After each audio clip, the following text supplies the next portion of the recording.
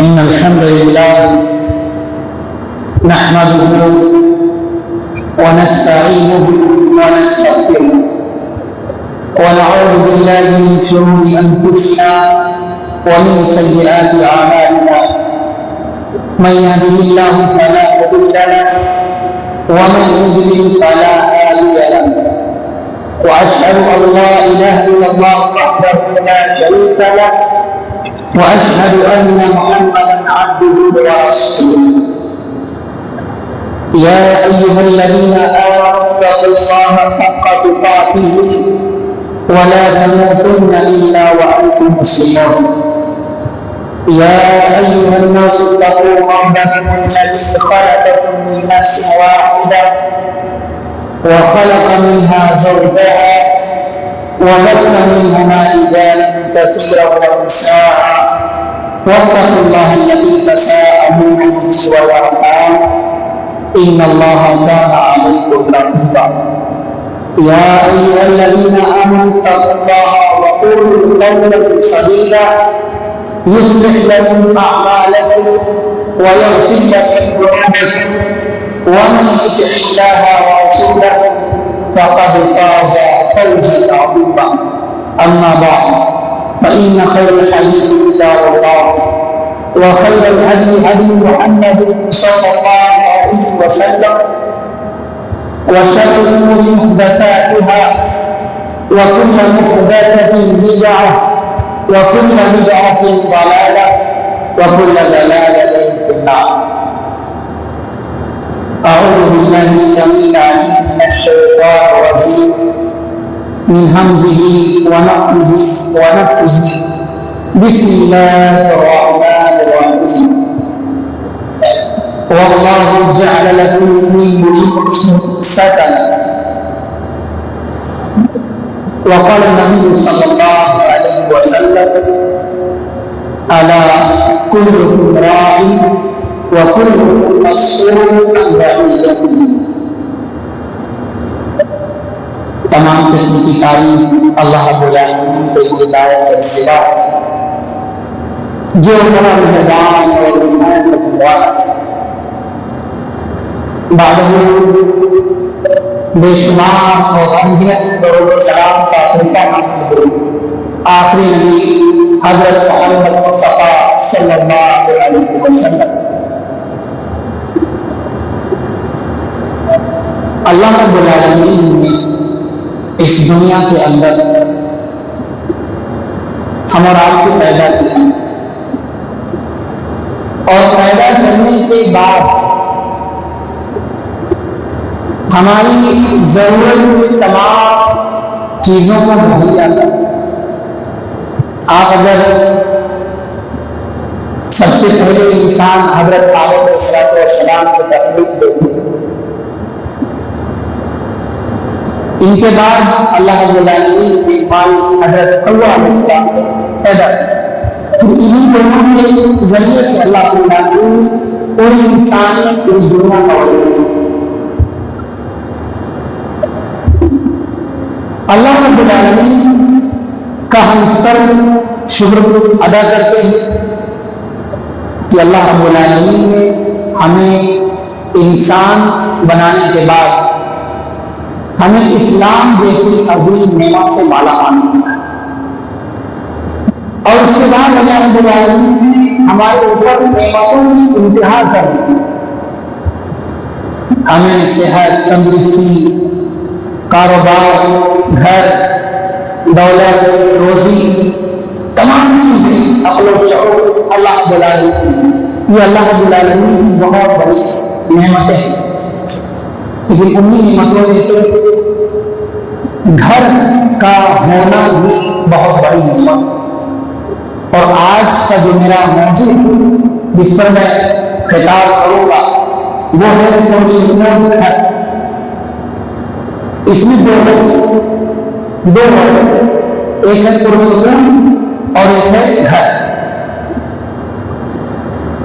گھر یہ اللہ رب العالمین کی بہت بڑی نعمت اور اس کا ذکر اللہ رب العالمین نے سورۃ النحل آیت نمبر 80 کے اندر کیا ہے. واللہ جعل لکم من بیوتکم سکنا.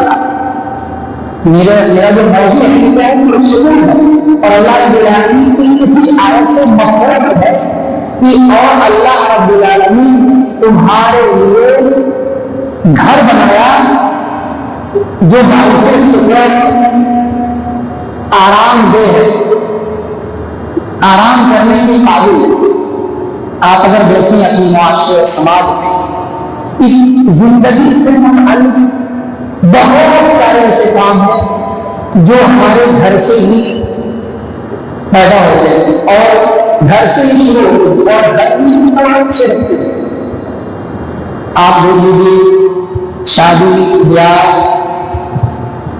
آدمی بارش سے، گرمی سے، دھوپ سے، آندھی سے، سیلاب سے، رات کی تاریکی سے، برے لوگوں کے شر سے، فتنوں سے، چور چکروں کے خطروں سے، ان تمام لوگوں سے بچنے کے لیے بھی ایک آدمی گھر کی تلاش کرتا ہے، گھر میں رہتا ہے۔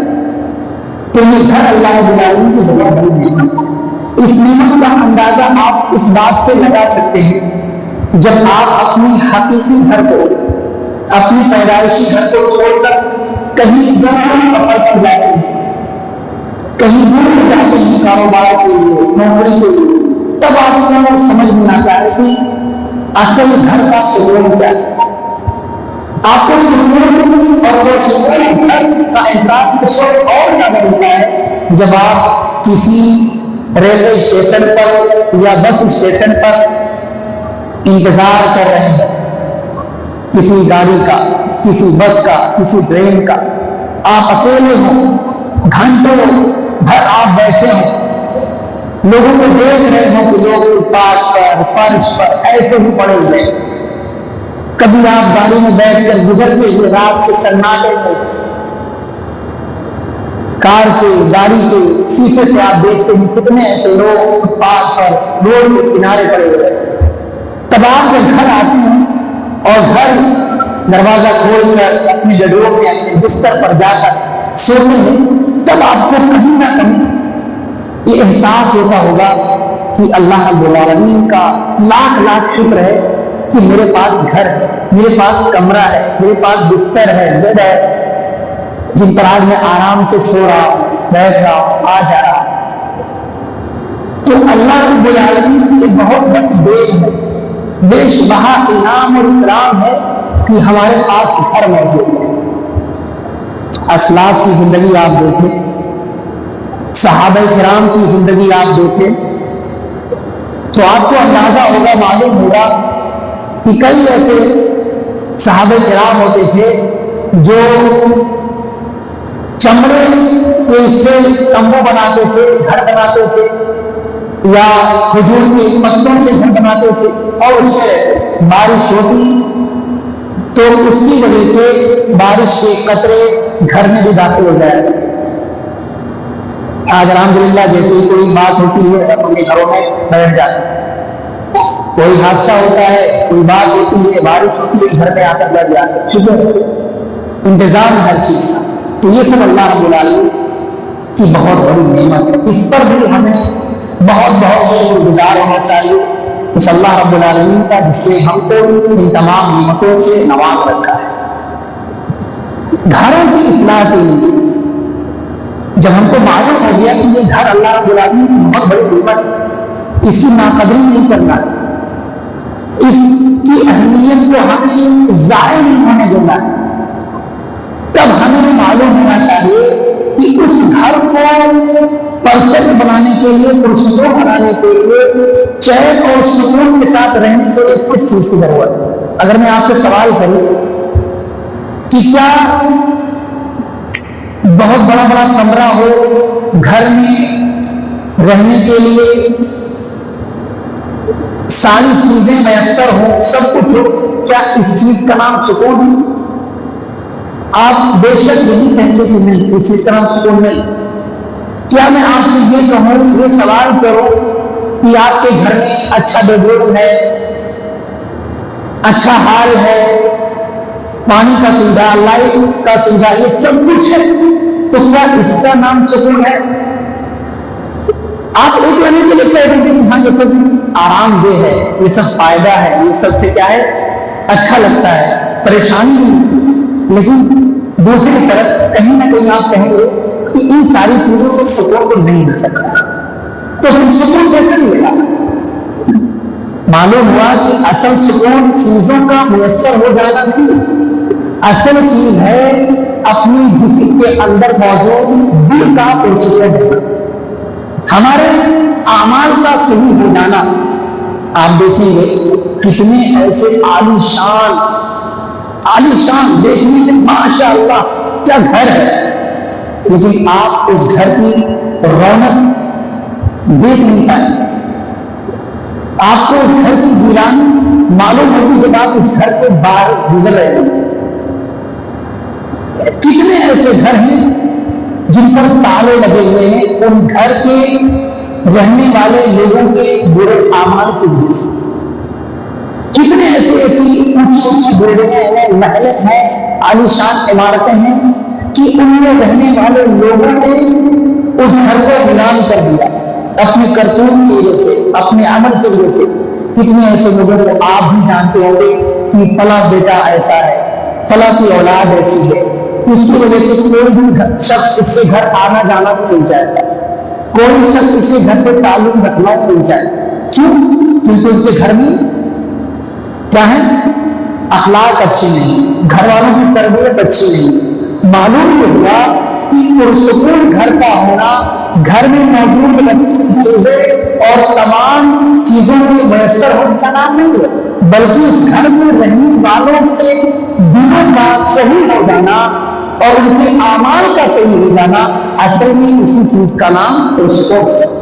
آپ کے پاس اگر جھوپڑی ہے، آپ کے پاس اگر چھپر کا مکان ہے، کھوج کا گھر ہے، کچی عمارت ہے، لیکن آپ اللہ کو راضی کرنے والے، پنج وقتہ نمازی ہیں، آپ ذکر و اذکار کرنے والے ہیں، آپ کے گھر میں فحاشی نہیں، آپ کے گھر میں زناکاری نہیں ہے، آپ کے گھر میں شراب نوشی نہیں ہے، آپ کے گھر میں حرام خوری نہیں ہے، آپ کے گھر میں کوئی معاشرے کی برائی نہیں ہے، یقین مانیے آپ بہت ہی پرسکون اور اطمینان کے ساتھ زندگی گزاریں اسی گھر میں۔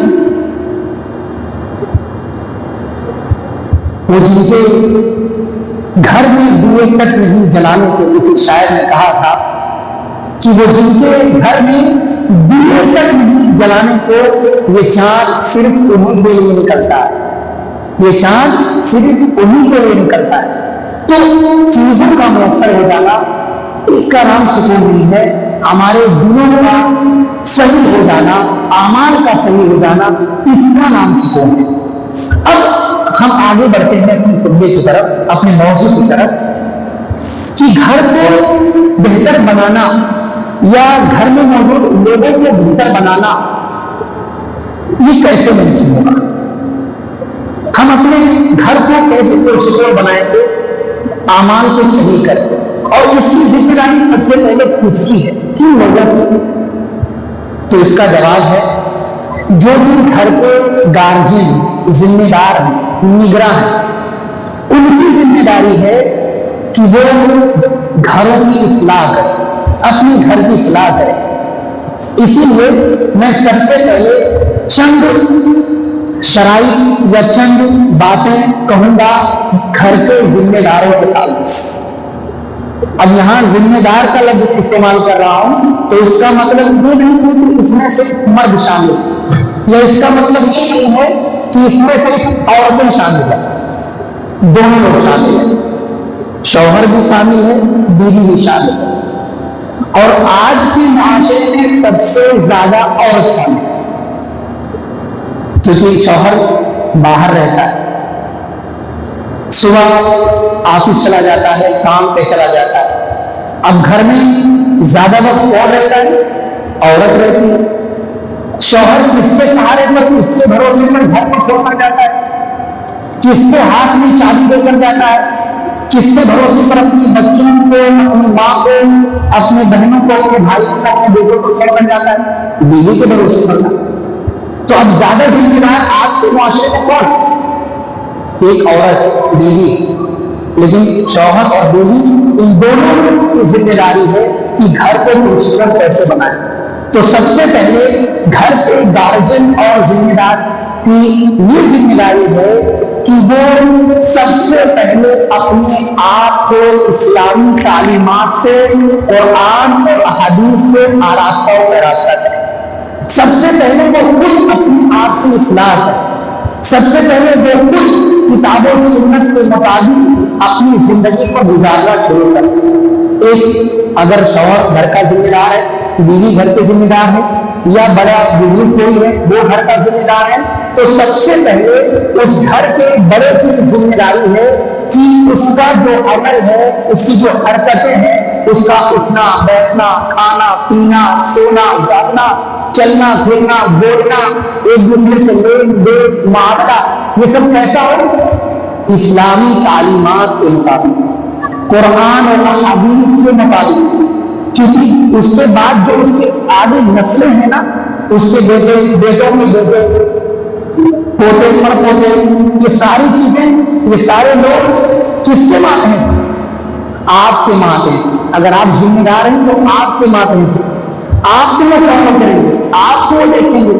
اور یاد رکھیے گا کہ ایک ذمہ دار اگر گنہگار ہوتا ہے، اگر خود وہ صحیح نہیں ہوتا ہے، تو بہت مشکل ہوتا ہے اپنی آنے والی نسلوں کو سنوارنے میں، بنانے میں، سدھارنے۔ لیکن اگر ایک ذمہ دار صحیح ہو، گھر کی عورت، گھر کی ماں، دادی، ساس، اگر یہ سب اچھی ہیں، ان کی زندگی، ان کا سونا جاگنا، سونے سے لے کر جاگنے تک سب کچھ اسلامی تعلیمات کے مطابق ہو، تو بعد کی جو جنریشن ہے، جو ان کے سامنے بچے ہیں، اولادیں ہیں ان کی، وہ ان کو دیکھ کر ہی سمجھنا شروع کر دیں۔ آخر کیا وجہ تھی کہ صحابہ کرام کی اولادیں بڑے بڑے محدث ہو جایا کرتے؟ ان کی تعلیم اور تربیت ابتدا سے بہتر کیسے ہوتی؟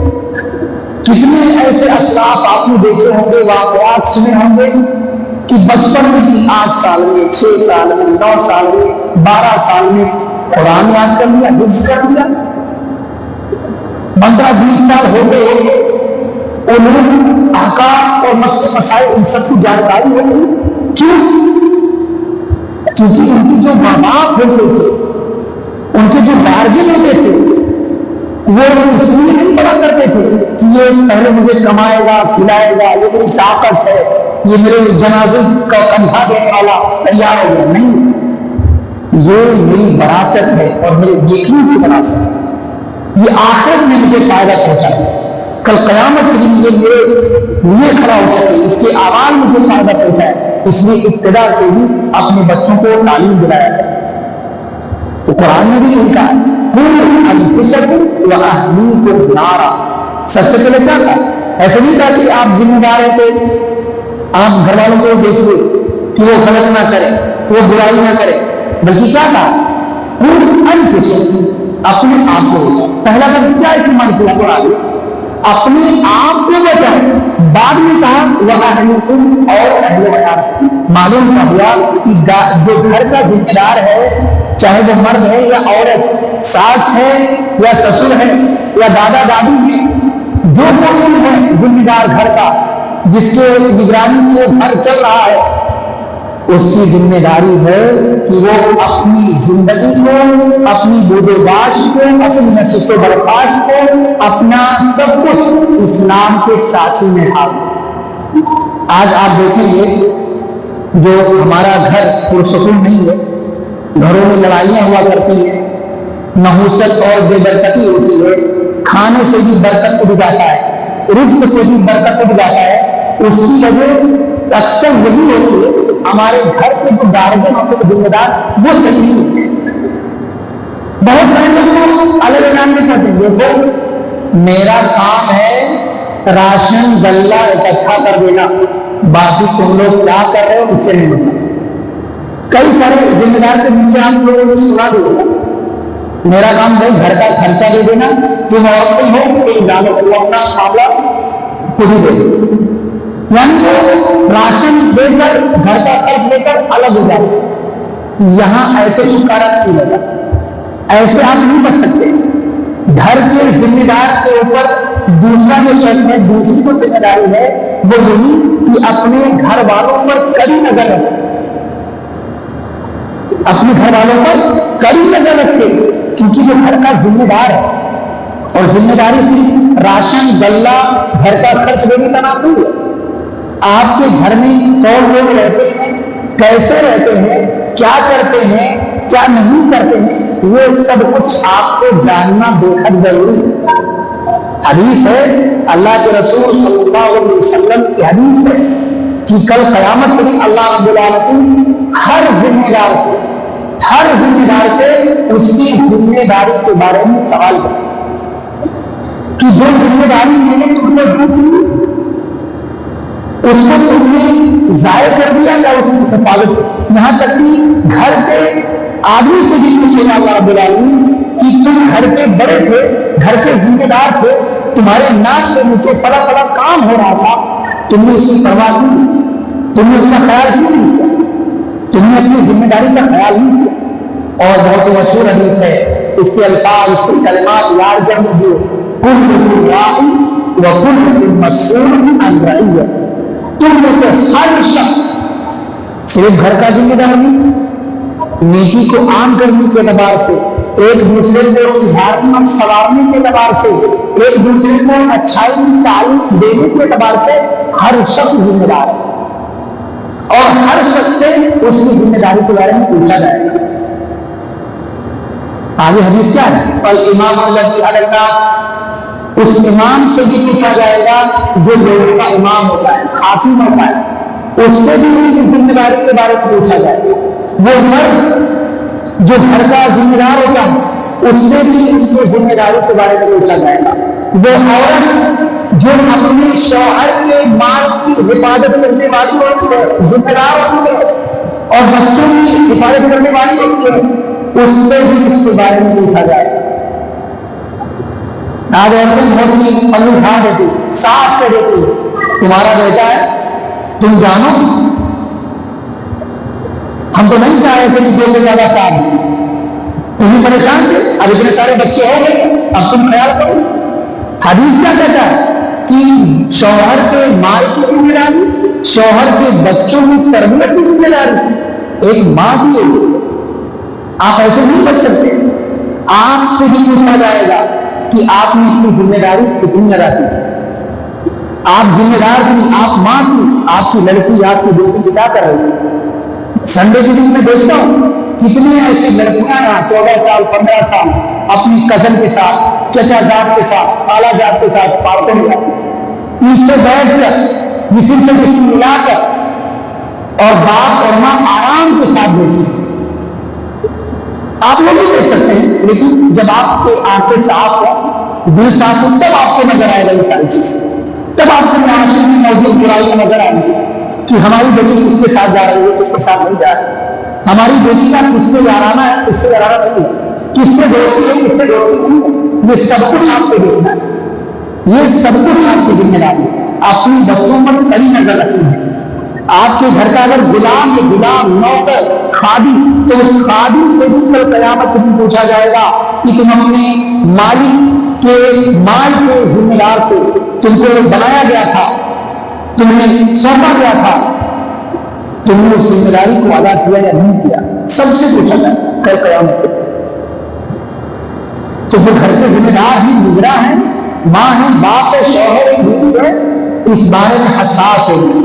اللہ کے رسول صلی اللہ علیہ وسلم اس بارے میں تعلیمات کیا ہے, آپ اس کو دیکھیے. رسول اللہ صلی اللہ علیہ وسلم گھر میں داخل ہوئے, آپ نے حدیث سنی ہوگی, میں نے بھی سنایا گا, لیکن آپ اس میں موجود دیکھیے, اس کو سمجھیے. رسول اللہ صلی اللہ علیہ وسلم داخل ہوئے, حضرت عائشہ صدیقہ رضی اللہ تعالی عنہا گھر میں ہوتی ہیں, اور ان کے ساتھ ایک عورت ہوتی ہے, ایک عورت ہوتی ہے. اللہ کے رسول صلی اللہ علیہ وسلم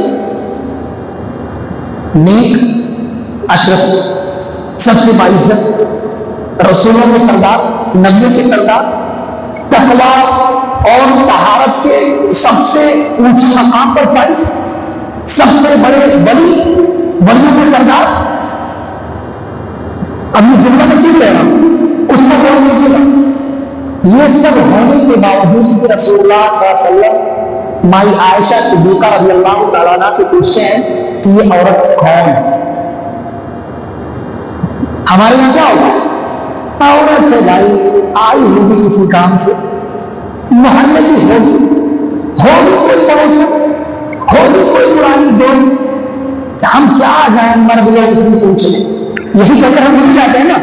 سیم ٹو سیم ہم بولتے ہیں ارے وہ عورتوں کا معاملہ ہے، کیا جائیں پوچھنے کہ کون آئی تھی کون نہیں آئی تھی. عورت نے اپنا معاملہ کچھ ہوگا، یہ نہیں کہا بلکہ سوال کیا کون عورت ہے. مائی عائشہ صدیقہ رضی اللہ تعالیٰ عنہا نے کہا کہ قبیلہ بنی اسد کی ایک عورت ہے آئی ہوئی. کس لیے آئی ہوئی؟ سوال دیکھیے، مرد حضرات اس پر غور نہیں کرتے نا. ہم کاروبار سے آتے ہیں، بیٹی کے پاس کون سی لڑکی بیٹھی ہوئی ہے، اس کی کون سی سہیلی آئی ہوئی ہے، اس سہیلی کا کیریکٹر کیسا ہے، اس دوست کا جو جس کے دوست کا نام بھی ہے، اس کے نہ جانے اور کتنے لڑکوں میں سے دوست ہیں، یہ پتا کرنے کی آپ کو ضرورت ہے. پتا نہیں وہ آپ کے نام کے نیچے کوئی پیغام ہو گئے اس دوست کا کس خبر کا آپ کو خبر نہیں. آپ صرف یہ دیکھ کر کہ فلاں سہیلی ہوگی، فلاں دوست ہوگی، فلاں عورت ہوگی، اس سے آپ بھاگیں مت. آپ سوال کیجیے، آپ پوچھیے، آپ ذمہ دار بنیے. رسول اللہ صلی اللہ علیہ وسلم نے پوچھا کس لیے؟ اللہ کے رسول پوچھا کس لیے؟ تمہاری عائشہ صدیقہ رضی اللہ تعالی عنہا نے کہا عورت ہے جو آئی تھی اور اپنے عبادت کے بارے میں بتا رہی تھی کہ میں فلاں کام کرتی ہوں، فلاں عبادت کرتی ہوں، فلاں نیکیاں کرتی ہوں، نوافل پڑھتی ہوں کثرت کے ساتھ. یہ سارے مسئلے مسائل نیکیوں کے بارے میں گفتگو ہو رہی ہے. اچھا دیکھیے، نیکیوں کے بارے میں گفتگو ہو رہی تھی. پہلے کی خواتین کیسے ہوتی تھی؟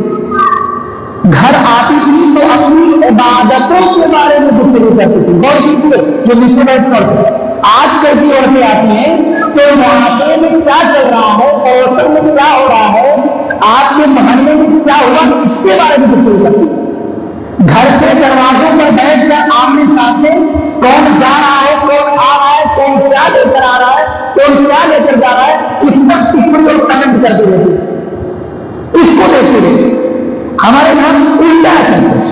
پہلے نبیوں کی بیویاں، اسلاف کی بیویاں، اسلاف کی عورتیں اپنی عبادتوں کے بارے میں گفتگو کرتی تھی، اور آج دوسروں کے لوگ عبادت کے بارے میں، دوسروں کی غلطیوں کے بارے میں گفتگو کرتے ہیں. بہرحال یہ ہمارے معاشرے کا کیا ہے، بہت ہی گھنونا گندا سچ ہے جسے ہم آپ کو دور کرنا ہے. بہرحال سوال کیا تو بتا دیا کہ بھائی عبادت کی غرض سے آئی تھی. اللہ کے رسول صلی اللہ علیہ وسلم نے جب سنا تو مسئلہ بھی حل کر دیا. کیا کہا کہ دیکھو محلت رک جاؤ، اتنی زیادہ عبادت نہیں کرنی ہے آپ کو، علیکم معاملتی کو اتنی عبادت کرنی ہے جتنے کی آپ طاقت رکھتی ہو. زیادہ بہت زیادہ رات گزار کر عبادت کرنا یہ ٹھیک نہیں ہے. اتنی عبادت کرو جتنا آپ ڈیلی کر سکے، آپ روزانہ کر سکے. اور یاد رکھو اللہ رب العالمین تمہیں اجر و ثواب دینے سے نہیں تھکے گا، تم عمل کرنے سے تھک جاؤ. تو اللہ کے رسول صلی اللہ علیہ وسلم نے یہاں پر کیا کیا، عورت آئی تھی ان کے بیوی کے پاس بیٹھی ہوئی، تو اللہ کے رسول صلی اللہ علیہ وسلم نے پوچھا کہ یہ کون ہے، کیوں آئی ہے.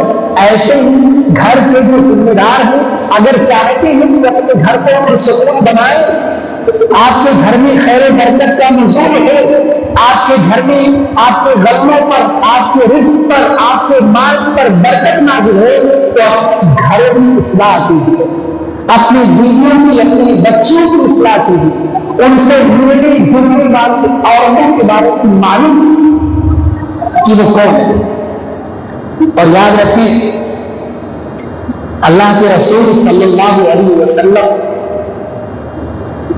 نے اس بات کی بھی تعلیم دی ہے کہ ایک بیوی، ایک خاتون بغیر شوہر کی اجازت سے کسی عورت سے بات بھی نہیں کر سکتے. غور کیجیے، نہا رسول اللہ صلی اللہ علیہ وسلم ان تکلم النساء الا باذن ازواجهن. یہ طبرانی کی روایت ہے اور علامہ البانی رحمۃ اللہ علیہ نے اس حدیث کو صحیح قرار دیا کہ اللہ کے رسول صلی اللہ علیہ وسلم نے منع کر دیا ہے کہ ایک عورت سے بات کرے ایک دن بغیر اپنے شوہر کی اجازت سے. آج شادی شدہ عورتیں بھی غیر محرم مردوں سے فون پر باتیں کرتی ہیں. کیا ان کے شوہر کو معلوم ہے کہ آپ کس سے باتیں کر رہی ہو، کیوں باتیں کر رہی ہو؟ کیا شوہر کو معلوم ہے کہ یہ ان کے موبائل میں واٹس ایپ میں کون کون سے نمبر ہے جن سے وہ بات کر کے چیٹ کرتی ہے؟ آج آپ اگر دیکھیں گے ہر تیسرے میں سے چوتھا گھر جو پرسکون چیز ہے، جس کے گھر سے خیر و برکت ملتی ہے، اس کی سب سے بڑی وجہ یہ ہے کہ اس گھر کی عورتیں صحیح ہیں، اس گھر کی بچیاں صحیح ہیں. رسول اللہ صلی اللہ علیہ وسلم نے منع کر دیا ہے کہ ایک عورت بنا شوہر کی اجازت کے کسی دوسری عورت سے بات کرے، کسی دوسری عورت سے بات کرے. اس سے بھی رسول اللہ صلی اللہ علیہ وسلم نے کیا کر دیا ہے؟ منع کر دیا ہے. اللہ کے رسول صلی اللہ علیہ وسلم ایک دفعہ ام سلمہ رضی اللہ تعالی عنہ کے گھر جاتے ہیں. ام المؤمنین ام سلمہ رضی اللہ عنہ کے گھر وہاں دیکھتے ہیں کہ ایک مخنث جو نہ مرد ہوتا ہے اور نہ عورت ہوتی ہے، جس کو کئی لوگ خجرہ کہتے ہیں، مخنث کہتے ہیں، کئی سارے نام ملتے ہیں. یہ عبداللہ بن ابی امیہ ان کے ساتھ یہ مخنث کیا کر رہا تھا؟ گفتگو. اور کیا کہہ رہا تھا؟ سننے کر کے گفتگو کیا کہہ رہا تھا کہ اگر اللہ تعالیٰ نے طائف کو فتح کر دیا، طائف جو شہر ہے مکہ سے کہیں، طائف کو فتح کر دیا لیکن دوسرا جو عورتیں رہتی ہیں ان کو ڈال سکتے. تو وہ جو مخنث تھا، ہجرا تھا، وہ کیا کہہ رہا تھا عبداللہ بن ابی امیہ سے کہ اگر اللہ تعالیٰ نے طائف کو فتح کر دیا تو میں تمہیں طائف کی ایک ایسی عورت کے بارے میں بتاؤں گا جو آتی ہے 4 سلوٹیں کے ساتھ اور جاتی ہے 8 سلوٹوں کے ساتھ. کیا مطلب ہے اس کا؟ عرب میں آج بھی اور پہلے بھی خوبصورتی کا معیار کیا تھا کہ ایک عورت موٹی تازی ہو، تندرست ہو، اور موٹاپے کی وجہ سے اس کے کمر میں کیا ہو؟ سلوٹیں پڑی ہوں، سلوٹیں پڑی ہوں.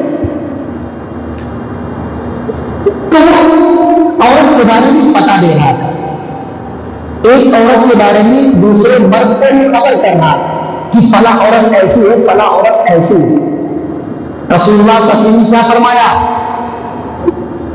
کہ ایسے لوگوں کو اپنے گھروں میں داخل نہ ہونے دو، ایسے لوگوں کو اپنے گھروں میں مت داخل ہونے دو. یعنی ہر ایک سے بچنے کی اللہ کے رسول صلی اللہ علیہ وسلم نے تلقین کی ہے، رہنمائی کی ہے. گھر کو پرسکون بنانے کے لیے ان ساری چیزوں کا ہونا بہت زیادہ ضروری ہے کہ آپ کے گھر میں کون آ رہا ہے اور کس موضوع پر گفتگو کر رہا ہے. کئی ساری عورتوں کے ذہن میں دوسری عورتیں کمزوری کا شکار پیدا کر دیتی، نفس کو کمزور کر دیتی کہ تمہارا شوہر اس کو لا کے بیچ نہیں رہا ہے، بڑا اللہ خیرہ ہے، دیکھو میرا شوہر ایسا ہے، دیکھو میں کیسے رہتی ہوں، دیکھو میرے یہاں کیسے کیا ہوتا ہے. اب وہ بیچاری عورت جو گھر میں سن رہے تھے، اچھے سے رہے تھے، دوسرے عورت کی بات کو سن کر اس کا کمزور ہوتا ہے کہ ہاں صحیح تو کہہ رہی ہے، میرے لیے تو ایسا کچھ کر ہی نہیں رہے، ہمارے گھر میں تو ایسا کچھ ہو نہیں رہا ہے، فلاں کے گھر میں ایسا ہو رہا ہے، فلاں کے گھر میں ایسا ہو رہا ہے. تو ایک شوہر کو، ایک مرد کو گھر کے ذمہ دار کی یہ ذمہ داری ہے کہ اس کے گھر میں کون سی عورت آ رہی ہے اور کس قسم کی باتیں ہو رہی ہیں اس پر بھی غور کرے. اگر ایسی عورت ہے جو آپ کے گھر کے سکون کو بے سکون کرنا چاہتی ہے، آپ کے گھر کی برکت کو بے برکت میں بدلنا چاہتے ہیں، ایسی عورتوں کو گھروں میں آنے سے منع کر دیجیے کہ ایسی عورتیں آپ کے گھروں میں نہ آئیں اور اس جیسے ٹاپکس پر موضوع بالکل. تو یہ دوسری ذمہ داری ہے. تیسری ذمہ داری یہ ہے گھر کے نگراں کی، گھر کے ذمہ داروں کی، کہ وہ لوگ اپنے گھروں میں بے حیائی سے، فحاشی سے، برائی سے روکیں۔ اگر ہم چاہتے ہیں کہ ہمارا گھر پرسکون ہو، اگر ہم چاہتے ہیں کہ خیر و برکت کا مفہوم ہو، تو اپنے گھروں سے بے حیائی کو، فحاشی کو، بریانی کو نکال دیجیے۔ آج ہمارے گھر کیسے فحاشی کے اڈے۔ اب آپ کہیں گے کہ کیسے؟ بیٹی ہے آدھا کپڑا پہنتی ہے، بہو ہے آدھا جسم اس کا کھلا ہوتا ہے۔ فرشتے کو رحمت کہتے ہیں، وہ فحاشی اور بریانی کو پسند نہیں کرتے۔ یہاں تک کہ حدیث کے اندر ہے کہ اگر شوہر ان کی آپس میں بند کمرے میں گھوم رہے ہوں پھر بھی پردے کا اہتمام کرے، اب آپ اندازہ لگائیے کہ جن گھروں میں عورتیں بغیر دوپٹے کے گھوم رہی ہیں، سینہ کھول کر چل رہی ہیں، ان کا ہاتھ دکھ رہا ہے، ان کا آدھا جسم نمایا ہے، اس گھر میں رحمت کے فرشتے آئیں گے؟